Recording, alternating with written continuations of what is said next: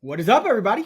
Welcome to the Fantasy Flex podcast from the Action Network and Fantasy Labs, presented by Yahoo Fantasy. I'm your host, Chris Raybon, and I'm joined by fellow top 6 most accurate ranker over the past 3 seasons at Fantasy Pros, the odds maker, Sean Koerner. Sean, what is going on, man? I mean, wide receiver. We're about to do 4 episodes back to back, I think. So, happy marathon, man.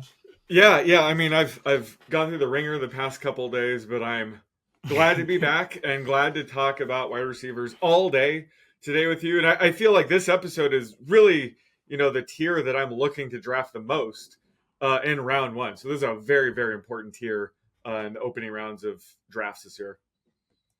Yeah, it all comes down to when you're getting your receivers. I think you want 4 of them in the first, I would say, 7-8 rounds. Mm-hmm. That's just kind of how you got to go about it. And there's a little bit of an arms race in a lot of sharper leagues at receiver. So should be a good time. This episode, we're going to talk about the wide receiver 1 tiers, the top 12.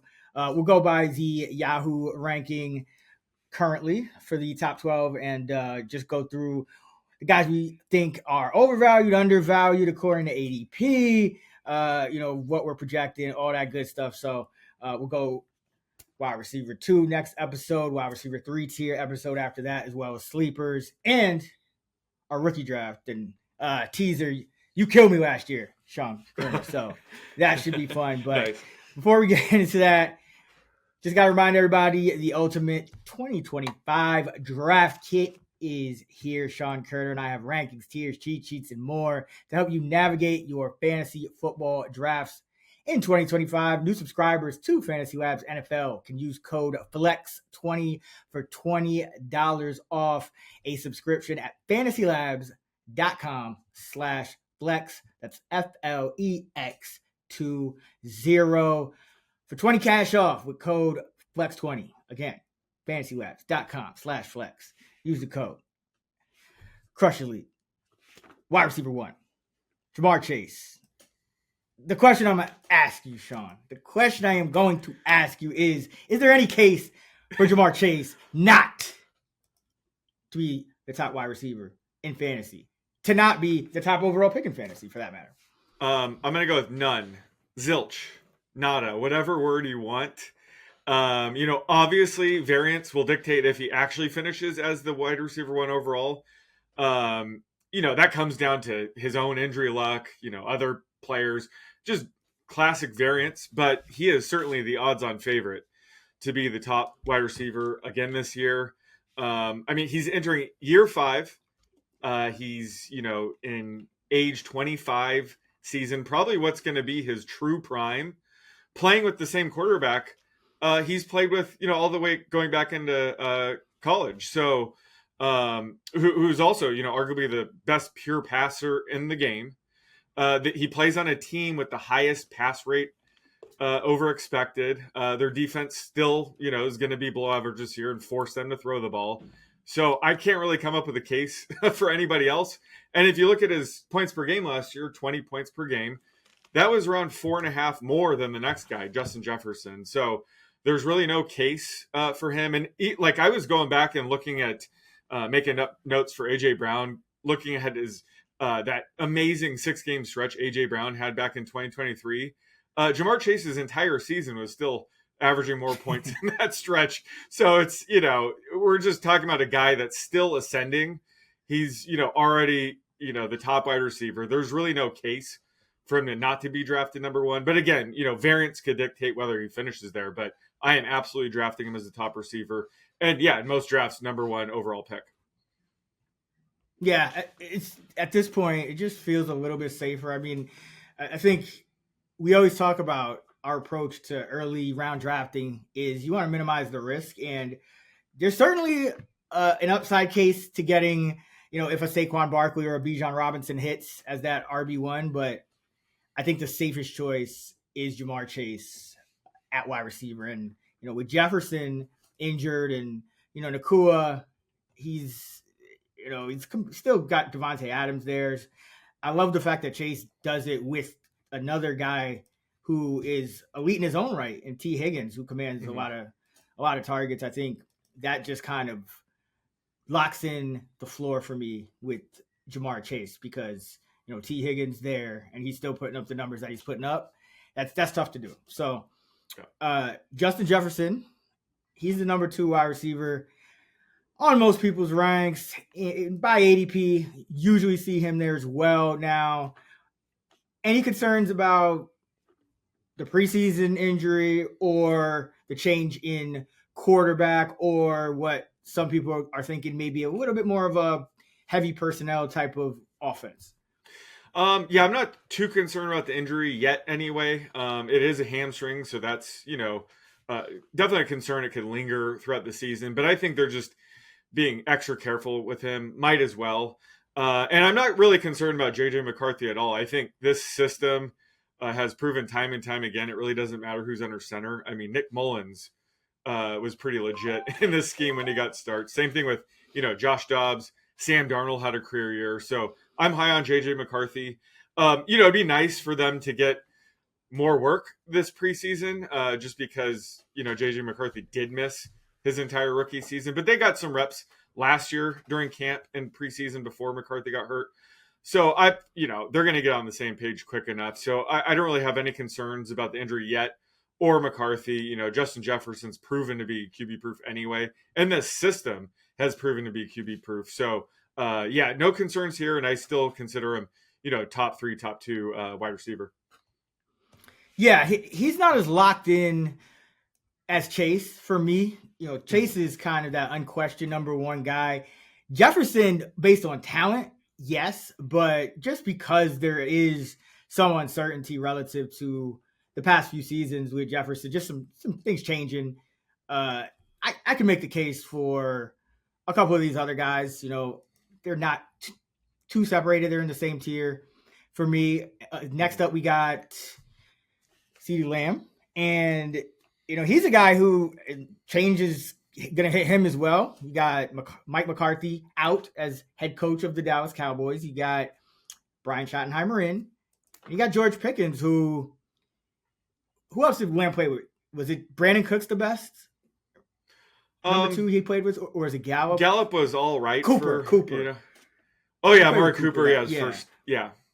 So we've had guys kind of in that tier, but Pickens is one of those guys where he's like an Alec Pierce, where if he does hit, it could be a long touchdown and kind of rob CeeDee of those 5 catches on the drive type situation sometimes. But overall, I think the biggest question for me is, do we see this high volume Dallas pass offense again? Because that was really a staple of McCarthy, and it I wouldn't want to say inflated Dak's numbers because they were throwing because they had the quarterback to do it. But do you see CeeDee kind of getting the same volume with the switch in coaches?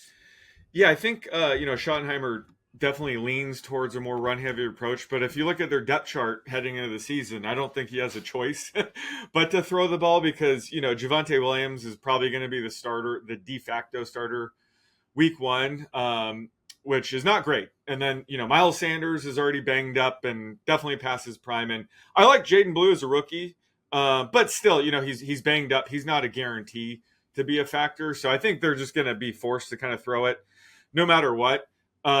Plus, this Micah Parsons situation is getting pretty dicey. So, if they don't have him, the defense is going to, suffer as a result, and they're probably going to have to throw more anyway. So I think CeeDee Lamb's volume is safe. And yeah, great point on George Pickens. He could have one of those 80-yard touchdowns and it wipes out a whole drive.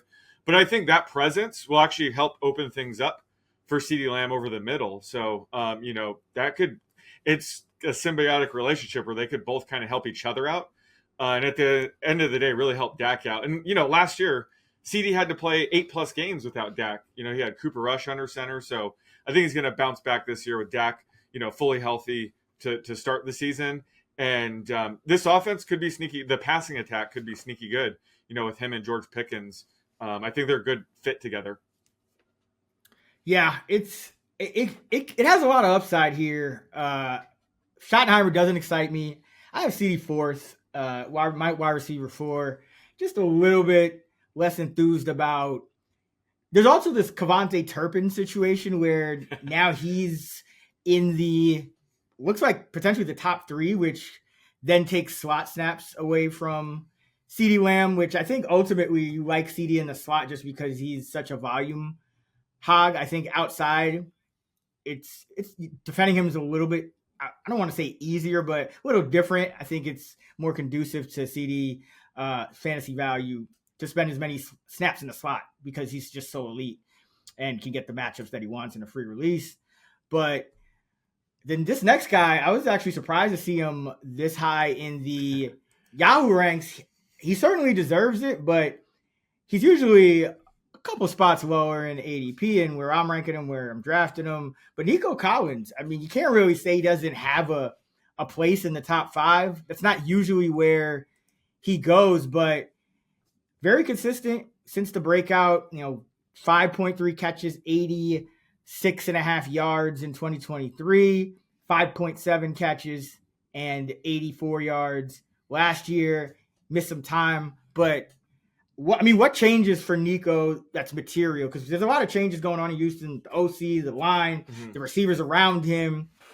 But is Nico going to change, or is he just going to keep pumping out these consistent, 80 plus yard receiving yard averages? Yeah, Nico doesn't need to change. I think he's, quickly become one of the better receivers in the league. He's my wide receiver 5 right now, so I'm pretty close to Yahoo's rank here. And I remember being high on him entering the league. I probably lost a couple bets to you in his first couple seasons. He was definitely a disappointment to start his career. But ever since CJ Stroud came along, he's erupted to be this high-end wide receiver, and I think he's here to stay. I think he has legit wide receiver 1 overall upside if he stays healthy for all 17 games. I mean, he was 4th in points per game last year. He was actually the wide receiver 2 per game before he got hurt and missed, I think it was 5 games with the hamstring injury.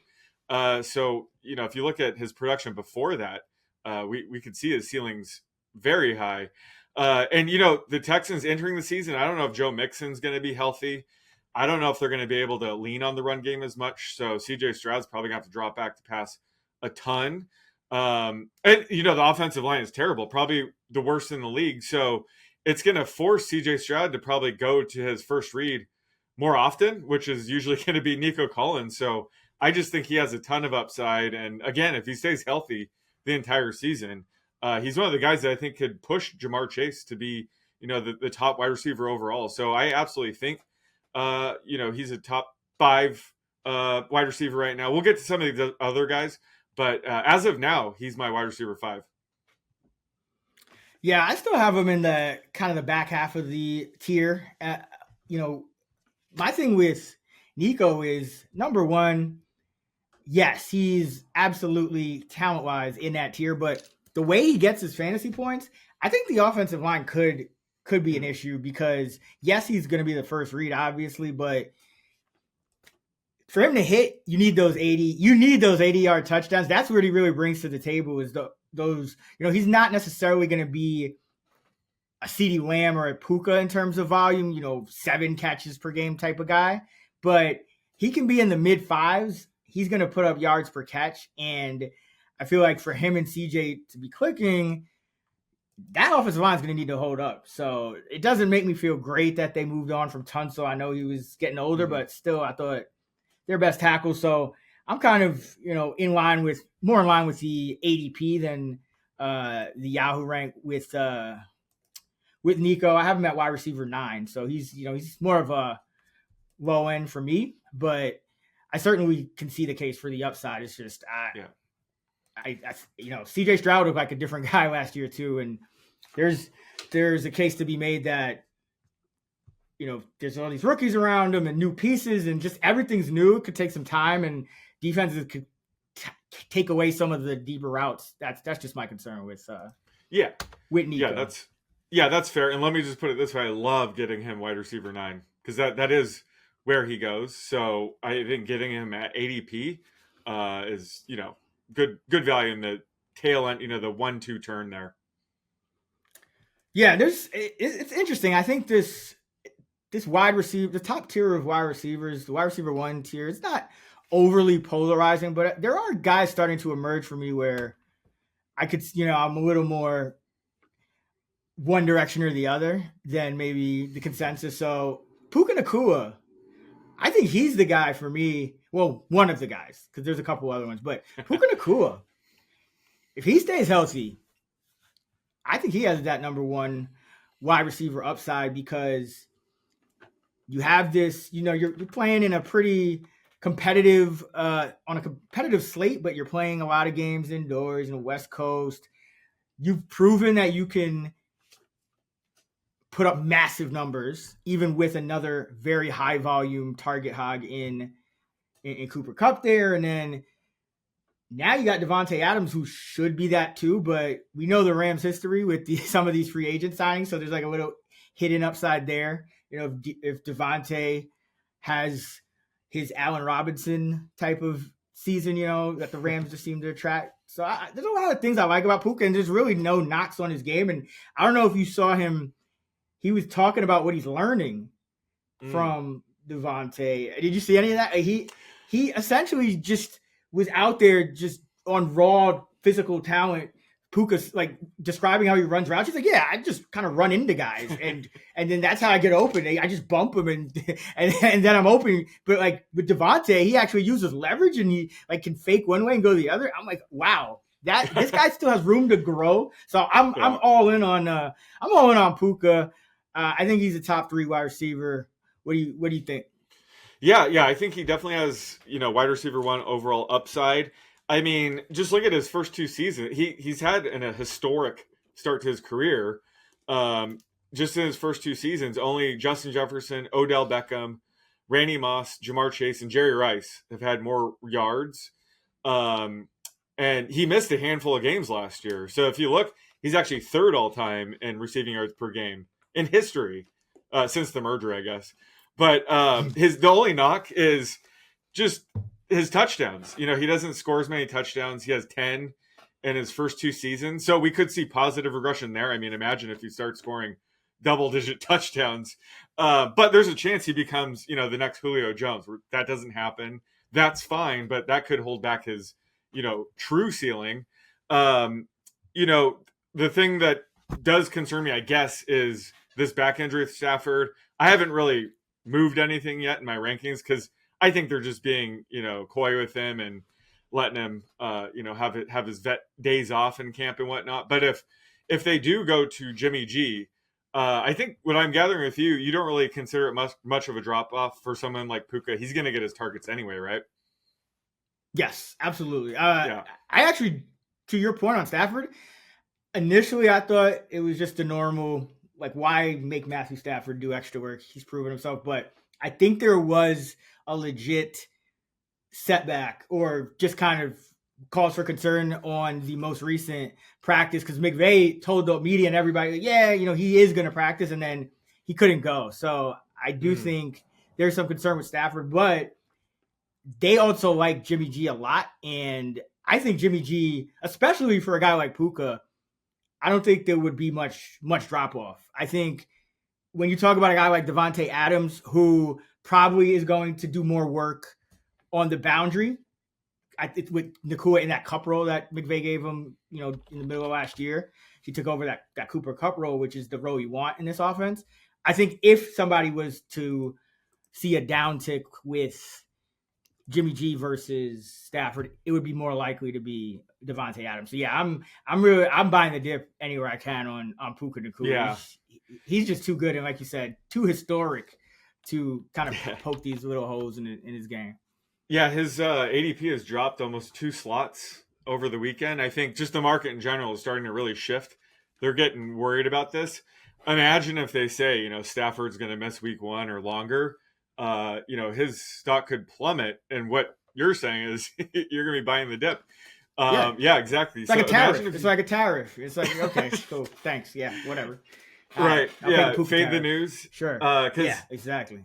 Yeah, there's a legit chance he would fall outside of the top 10 if it looks like Stafford's going to miss. If they announce, Stafford's going to miss, if they say Stafford's going to miss the season, and now it's Jimmy G starting, I think the market would move him outside of the top 10, just from what I'm seeing. I'm like foaming at the mouth. Yeah, that would be right. amazing. I mean, just think about it. If the Rams, if Matthew Stafford misses the season and people think the Rams are going to be bad, whatever bad happens in the first 3 quarters, they're just going to target hog Puka, and Jimmy G has issues throwing, outside the numbers. So he's going to look for the guy that can, start outside, come inside, the guy that didn't even know you could run routes without just bumping somebody off the ball. Right. I mean, until a few days ago. And yet he's averaging 90 yards per game for his career. Yeah, give me that guy. Yep. Yeah. I agree. But I do like the Rams. I do like the fact that I think I always kind of target those teams, even in something like the futures market, when you have a backup that there's not going to be there's only going to be a minimal drop off. I think that's a very attractive feature. So yeah, no worries about Puka. For me, Malik Nabers, though, this is an interesting one. Wide receiver 6, he's generally in that range. Sometimes he drops a slot or two. I'm a little bit worried about Malik Nabers because of the toe. I think, he's been honest in saying this thing has been nagging me. It has caused him to miss practice time. Probably won't miss game time, but when we're talking about risk and we're already dealing with an uncertain quarterback situation and, a lot of different guys getting reps with everybody, and, Wan'Dale Robinson just gets, all these targets somehow. I don't know if this is a Malik Nabers, like, classic year 2 destroy everything type of season, or like a Malik Nabers just kind of limp through the season and, show some promise with Dart and run it back in year 3 type season. What do you think? Yeah, I mean, I'm not a doctor, but Pro Football Doc, Dr. Chow, I saw his video on this, and he said this is a concern, so I'm going to trust him on this. Just the fact that they're saying that this is something that Tyrod Taylor's out, huh? Huh? Tyrod Taylor? Oh, he's out? Tyrod Taylor's out, yeah. What do you mean? Isn't that the guy? I don't remember. Okay. There's been a million. I thought that was the guy that stabbed Tyrod Taylor. Oh, was it? I thought so. I think that's why he's not a doctor anymore for a team. Like, he does great work. I'm just trying to confirm or deny. Justin am Herbert's, I conflating? I don't know. That led to Justin Herbert's breakout. Yeah. Oh yeah, I think you're right. I mean, there's been a million things that happened since then, but I think you might be right. I'm not 100% sure. Okay. But again, that's what you're saying. I trust his opinion on like these things, and he said this is something that they're gonna have to manage during the season, like throughout the season, which is a concern. And we've talked about it. Like in the first round, we don't really want that many red flags at all. So it's enough of a red flag for me to bump him down a little bit to where I'm more comfortable drafting like a Nico Collins or even Brian Thomas Jr. ahead of him. And if don't put some respect on Brian Thomas Jr.'s name. If there's anybody that doesn't, exactly Randy Moss Jr. But yeah, Nabers, like if he ends up putting up a top 5 season, okay, whatever. Like I'm not going to regret it because I'm probably going to end up with a guy with similar numbers. But again, this is kind of like the Christian McCaffrey situation where, he's the most likely scenario is he's healthy all season and he has a really good season. But there is the concern heading into week 1 already with this toe injury. So yeah, it's enough for me to bump him down just a few slots, which again, where he's going right now leads me to kind of like pass him up for some of these other guys that I think have just as high a ceiling, but with zero concerns heading into week 1. Yeah, I totally agree. I have Nabers at wide receiver 8, and it's just a toe injury for a receiver, and especially one where he's already copping to it and saying it's been nagging him. Now the fact that it's been kind of present is at least okay. You trust that he can kind of play through it, but we don't like to see these lower leg injuries that guys are playing through. I mean, we saw not the same exact situation, but we've seen, with Kevin Durant and Tyrese Halliburton more recently in NBA, and we've just seen turf toe in general and things like that really hamper receivers in the NFL. So I don't want any type of situation where Nabers is aware of, his toe as he's running routes, and we want him to run 500-600 routes this year.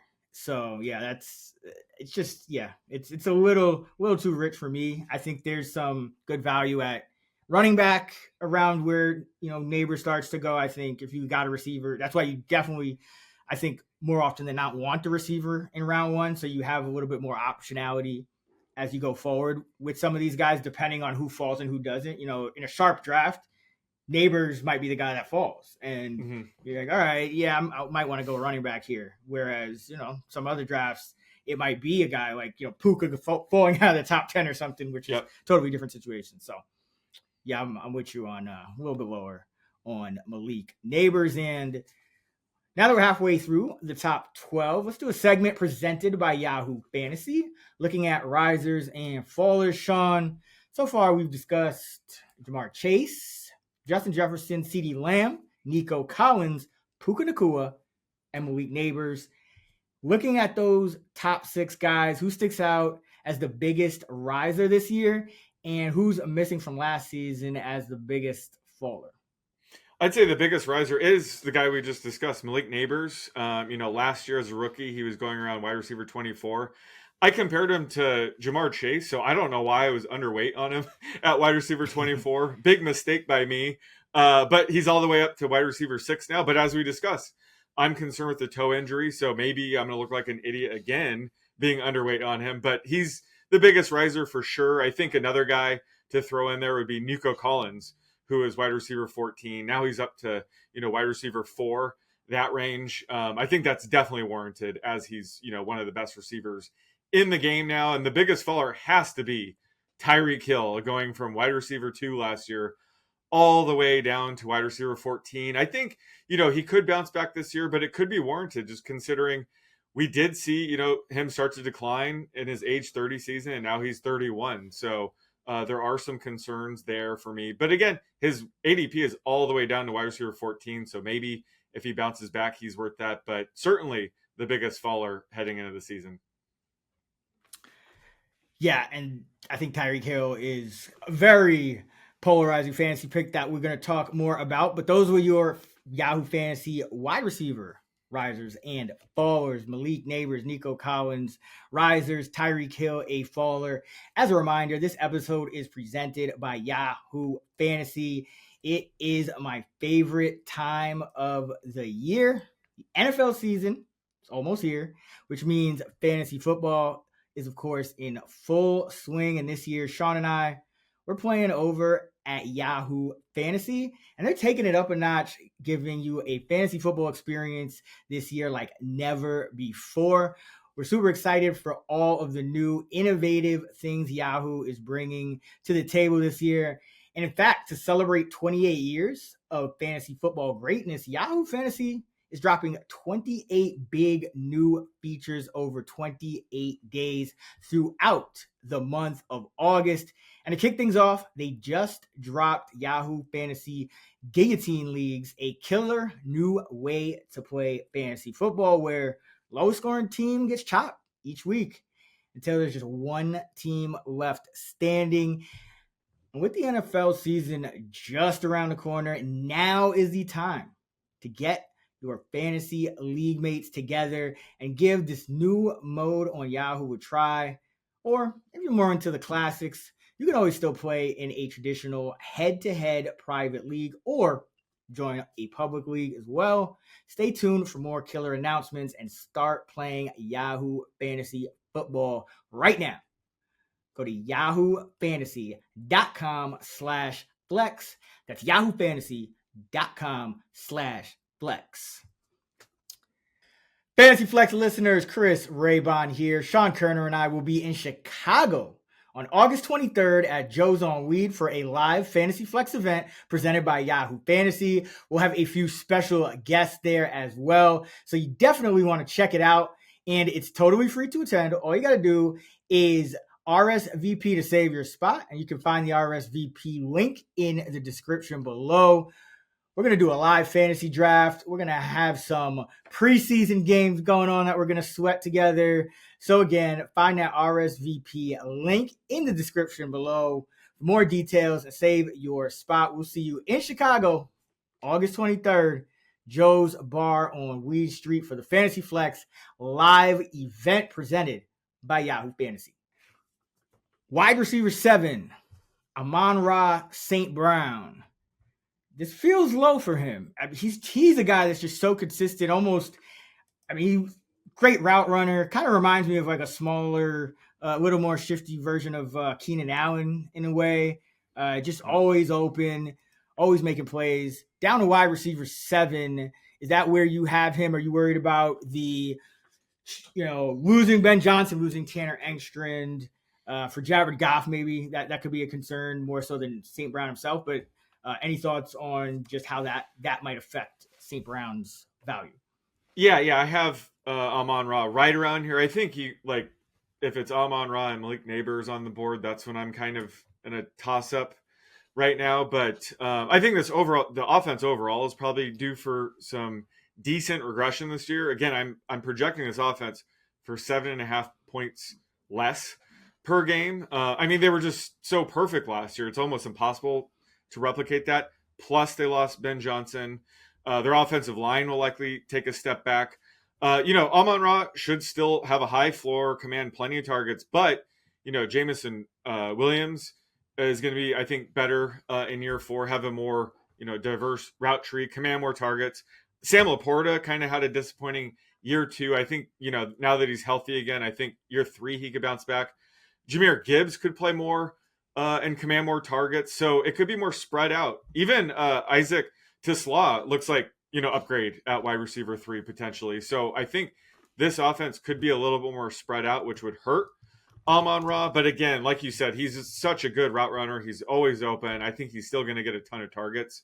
But I think just with the offense expected to kind of take a step back, points per game wise, he might have less touchdowns.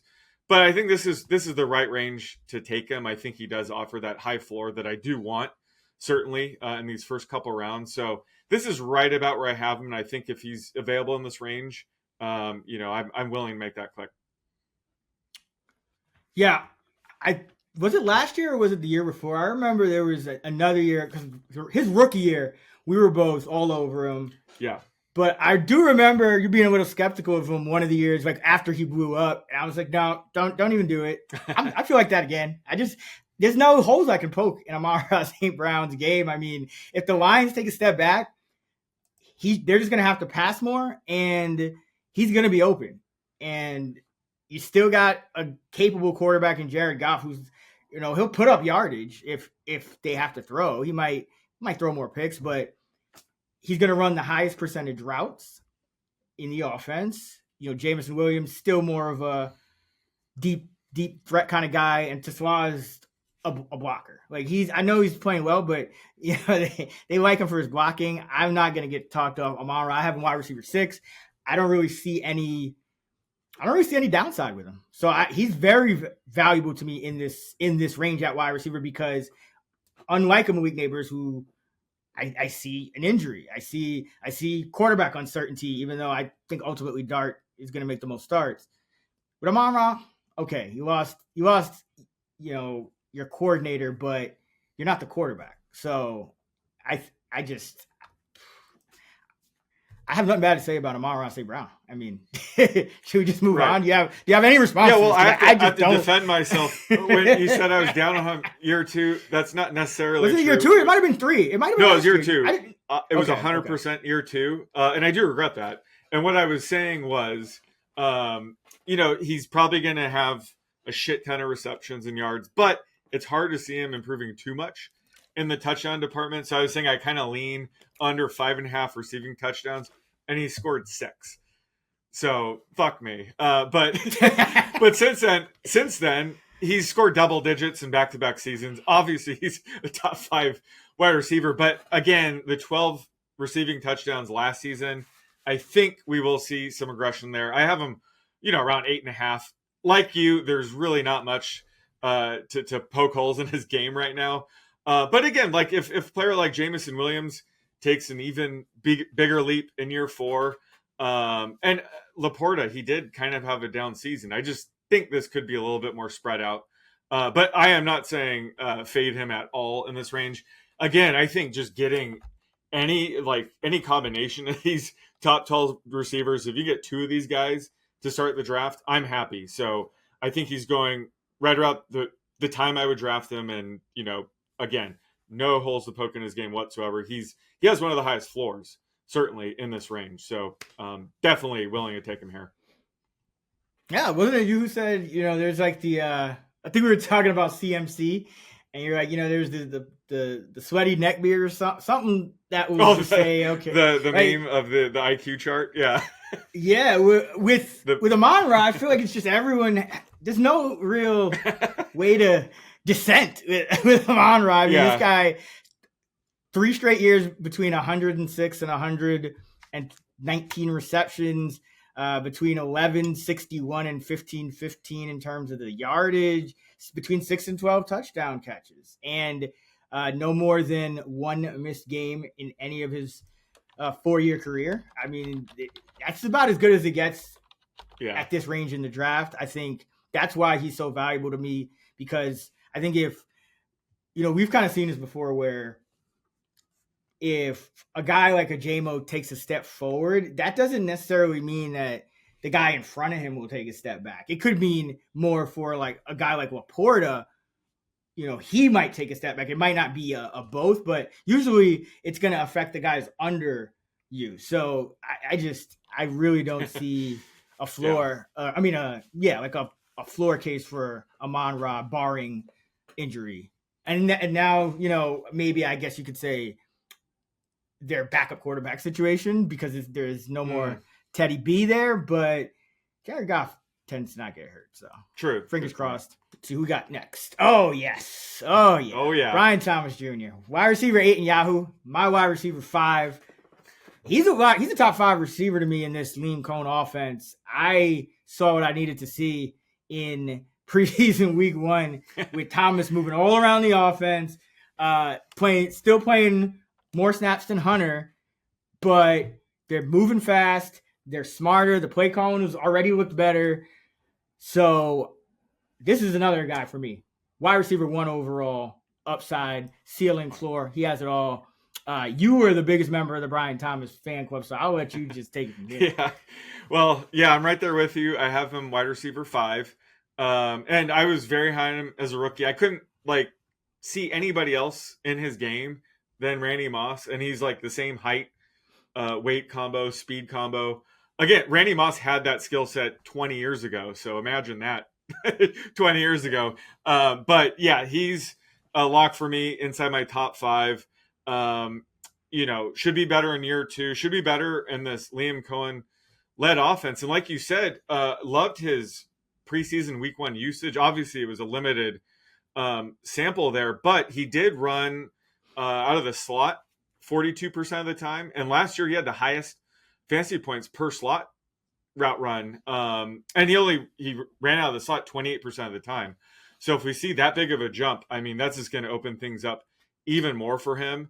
And if you look at slot receivers in Liam Cohen offenses, there's not much to go off of. But last year, Chris Godwin was the wide receiver 2 overall before he went down. And then Cooper Kupp back in 2022. Liam Cohen was the offensive coordinator. Obviously, that's just Sean McVay's offense. But that's when, Cooper Kupp had that wide receiver 1 overall year. So Brian Thomas Jr. absolutely has wide receiver 1 overall potential this year. And yeah, I have him wide receiver 5, but you can still get him, wide receiver 8. He's fallen to wide receiver 9. So just taking him at cost, I think, provides, even more room to grow. So love getting Brian Thomas Jr. at the end of round 1 if I can.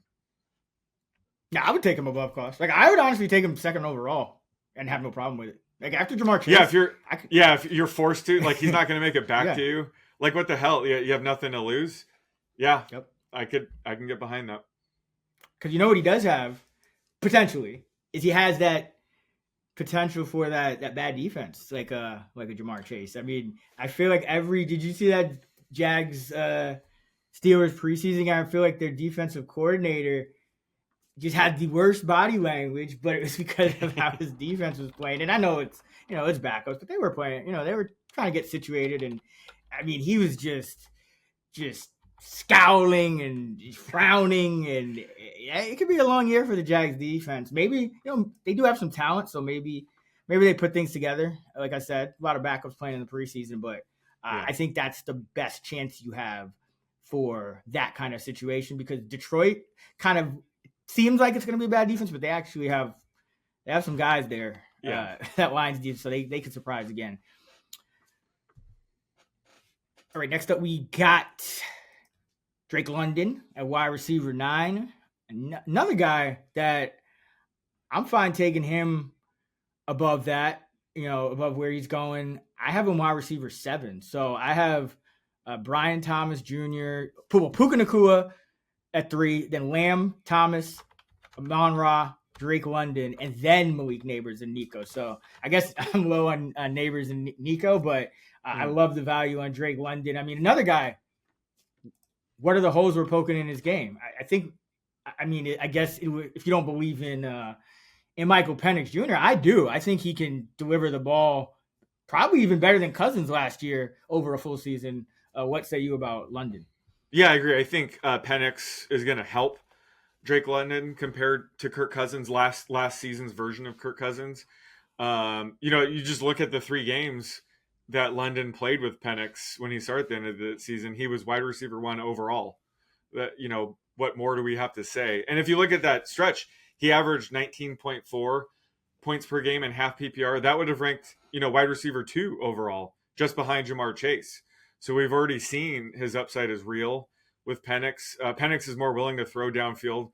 London's the kind of receiver that can win anywhere. So if he's getting more downfield shots, he's just going to get those explosive plays along with, the more high percentage looks over the middle. So, he's still ascending. He's still entering his prime, in my opinion. So yeah, taking him at wide receiver 9 is right. That's right where I have him, and that's right where he goes in drafts, and that's right where I want to take him if I can get him. Yeah, like I said, I have no problem taking him as a top 7 guy. And after Amon-Ra, even I could put London as high as 6. I can make the case for London over a guy like Amon-Ra, just because you did, as you laid out, the Lions do have, I would say, a fiercer competition for targets. Now, Amon-Ra has that slot role where you kind of just hog them. But London, I think, to your point, has the best of both worlds. We're not worried about the quarterback. Play a lot of indoor games against shaky defenses, and the potential to just be a monster target hog if Darnell Mooney's injury to his shoulder lingers too, because you got Ray McCloud, who overachieved last year, but if he's going to be running 90% of the routes alongside London, you'll take that all day. And then you got Pitts at tight end, another one of those guys where you'll take that all day. And Bijan is he's a running back. He's only going to eat into anybody receiving usage so much, even when he's a high end receiving back. So yeah, love London. Really love this whole tier. Yeah. We're not really slamming too many players. We're kind of concerned about Nabers' toe injury. The reason I'm so high on everybody is these are the guys I want. I want to be drafting wide receivers early and often. So I'm not really telling you to fade any of these guys, because I think the rankings are pretty good right now. But again, I'm just trying to get 2 of these guys if I can. Certainly mix in a stud running back if it makes sense. But all of these guys I think are worthy of a pick in the first couple rounds. I wish I could tell you that was a tease for us talking Xavier Worthy next, but he's not ranked that high, so we can't go there. But yeah, I tend to agree with you. I think for me, I think Nico, the more I'm looking at it, he's even after Nabers for me, and I just, with the the combination of the missed time, the O-line kind of potentially capping his upside, the up and down performances from Stroud, the new offensive coordinator, that's another guy. I'm more in the down camp, I would say, that I'm probably comfortable with, but you can't be high on everybody. That's the thing. You got to kind of pick your spots here. So I would say if it's down to Nico or Nabers for me, that's when, we talked about guys we're starting to like more at running back. Kyron Williams, Chase Brown, Jonathan Taylor. I don't mind going with those guys in that spot. But A.J. Brown, what do you think of A.J. this year? He always kind of flies under the radar. He's, like you mentioned earlier, he had that amazing stretch. And pretty much every year he has an amazing stretch at some point. Very consistent in a low-volume pass offense, though. Do you think we see some regression? Do you think he gets hurt by the fact that he did play a bunch of games with no Devontae Smith or Goddard last year? I mean, how are you handicapping AJB heading into 2025? Yeah, I think we definitely see some positive regression just in terms of the passing volume. I mean, the Eagles, they're still going to be a very run-heavy team. Saquon Barkley is still going to be very good, but probably not to the extreme we saw last year. And you've talked about that. I agree. I think that we're going to see a little bit more passing volume. And Saquon Barkley probably won't have as many 70-plus yard touchdown runs, which wipe out entire drives. So, that's going to help someone like A.J. Brown out. And despite all that from last season, he was 12th in points per game. So we're kind of that's kind of like representative of his floor, in my opinion, just based on the situation last year. And again, I was referring to Jamar Chase at the top, but I went back and I looked at A.J. Brown's just ridiculous 6 to 7 week stretch back in 2023. I mean, he just went absolutely bonkers where he was the number one wide receiver. Like, if they just throw a little bit more, that's the kind of upside we could see with him. So yeah, that's why I love getting him outside of the top 10 if he does fall there. And he's an interesting wide receiver where a lot of these wide receivers, if the quarterback goes down, yes, they're going to be QB proof and their value is not going to take too much of a hit. With A.J. Brown, if Jalen Hurts or Saquon Barkley miss time, his value is going to go up. If you watch Tanner McKee over the weekend, he just continues to prove that he might be one of the best backup quarterbacks in the league. So if he has to make a spot start or two, I'd actually move A.J. Brown up in my weekly projections because Tanner McKee's probably going to throw more. The offense will probably change to where, they're leaning on his arm a bit more than even Jalen Hurts. So A.J. Brown's kind of a rare wide receiver one where he's not only QB proof, but if the backup's in, his value could even go up a little bit. So that's why I'm bullish on getting A.J. Brown if he does fall outside of the top 10.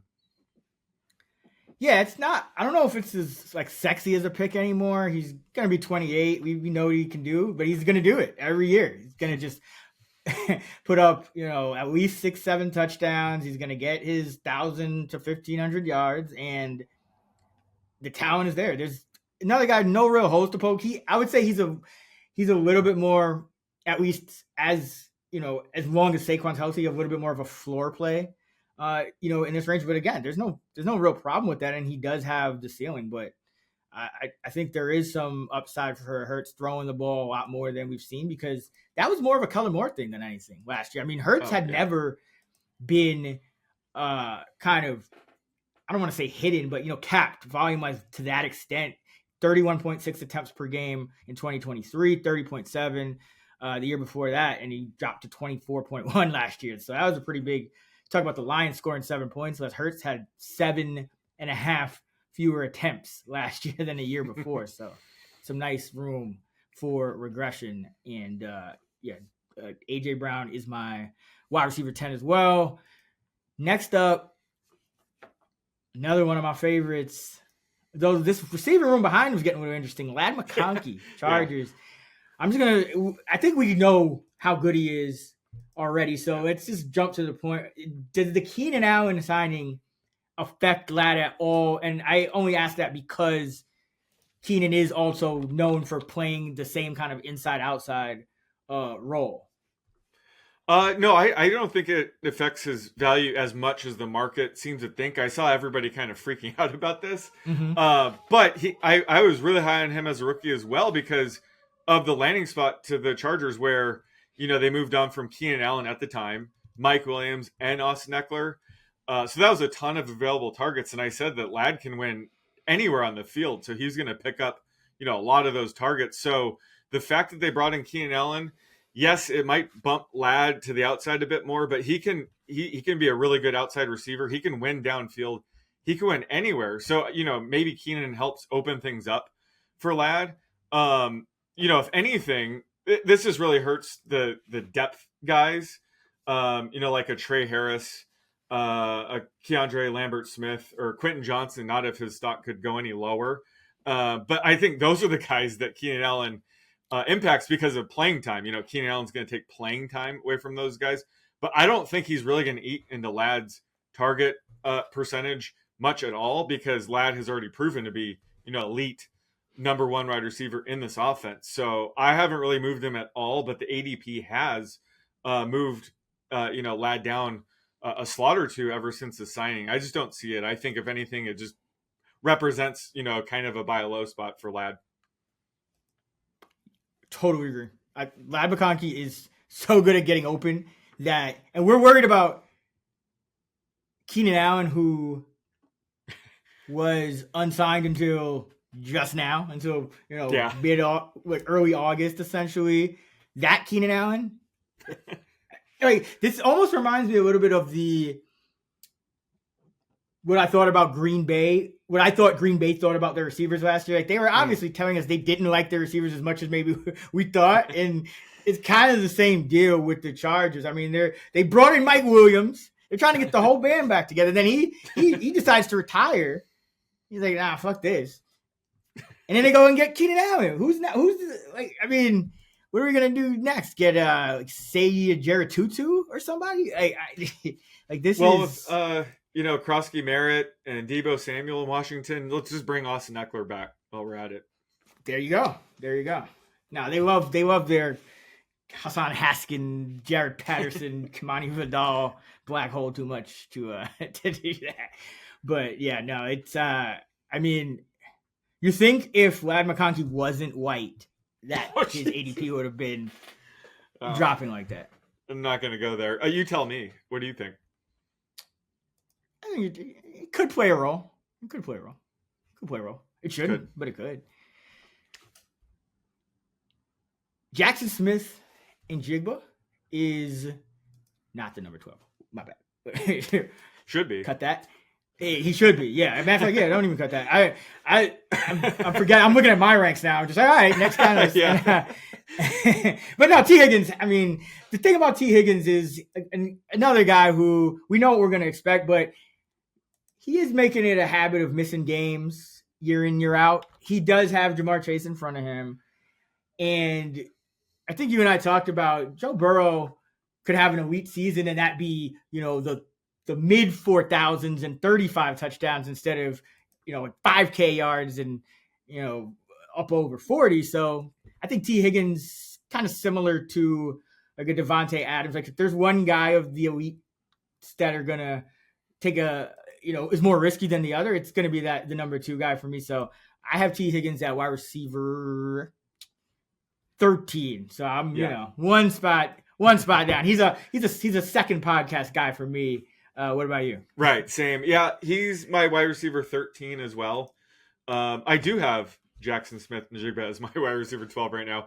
But I think, when it comes to T. Higgins, I think people are kind of down on him because he has missed, a handful of games now in back-to-back seasons, but everyone's susceptible to injuries. I don't think it necessarily means that T's going to miss time this year. I think he's just kind of with everybody else. You'd project them to miss 1 or 2 games on average. So I'm not down because of that.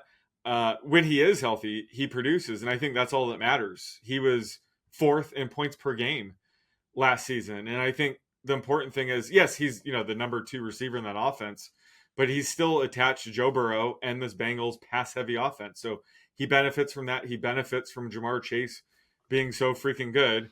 And Higgins is really good in himself. So, he's my wide receiver 13.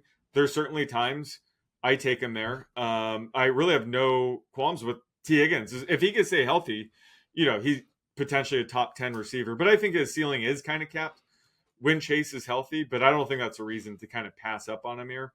But I'm pretty much in line with him right around here, being, a high-end wide receiver too. Yeah, it's kind of a natural break where if you got 2 receivers already, you're not running out to draft T. Higgins as your wide receiver 3 when he's the number 2 on his own team necessarily. He's more of a guy where you're a lot happier to get him, as your wide receiver 1 in round 3 or your wide receiver 2, something like that.